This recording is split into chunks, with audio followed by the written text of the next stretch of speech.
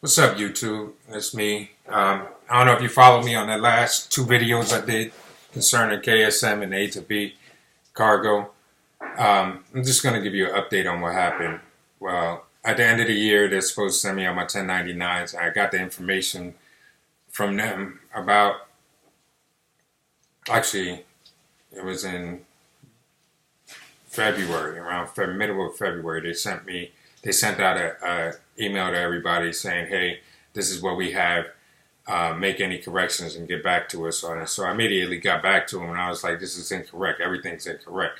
I didn't send them the changes because I felt like they charged me so much money that I shouldn't have to go in and correct them on what they charged me. They should have, everything on record. So I waited and waited and waited. Tax day passed. Never got any information from them. I tried calling them. I tried emailing them. Didn't hear anything back from them. So it's almost like, I don't know if they reported it to the IRS or not, but I still had to pay taxes because I had my own business. And I paid unemployment taxes on the money I got and through the company I was using paychecks. So I was able to file for my tax returns because of the information I had from the company. But I never was able to file the 1099 and what they said they paid me and what they didn't. Again, I got so much feedback. Well, not so much, but I got a lot of feedback from a couple of people and the messages that were saying pretty negative things about, well, I wasn't trip planning, I wasn't doing this, and I wasn't doing that, which I agree. I agree.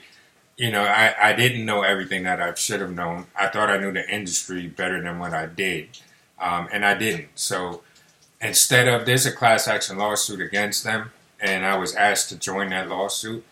And I started thinking about it. I was like, I'm not going to do that because negativity breeds negativity. And true that they were out and they target certain individuals and they make their money off of certain individuals.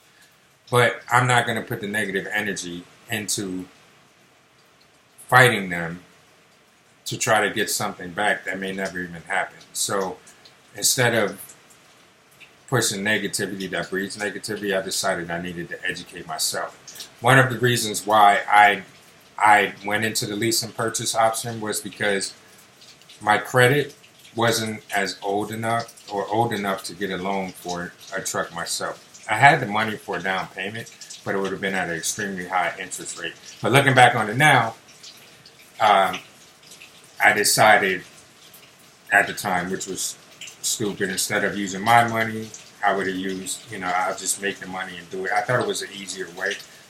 It turned out to be a scam. I should have, looked into it. And everybody kept telling me, never do a lease purchase, never do a lease purchase. And I was like, oh, I can make this better. I can do it myself. I know I'm not stupid. But yeah, I was stupid.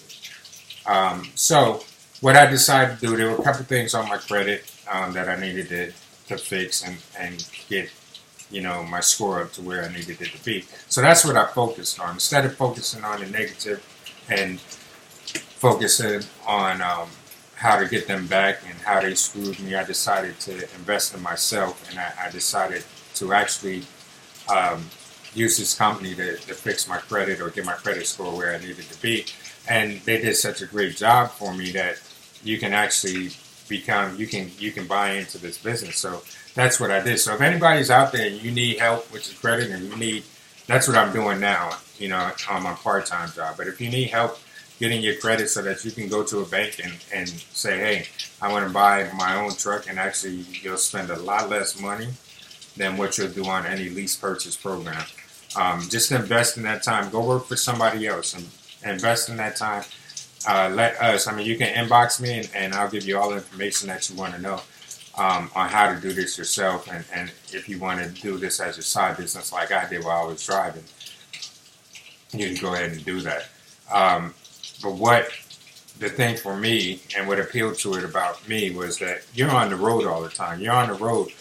You don't have time to sit there and dispute or wait for the letters to come in your house and do all of that, and dispute. You can dispute stuff online. But this company actually has credit attorneys that work on your behalf. I tried Lexington Law a couple of years ago when I went through my divorce. Actually, that was a long time ago. But The amount I was paying for them was more than what I paid this company per month.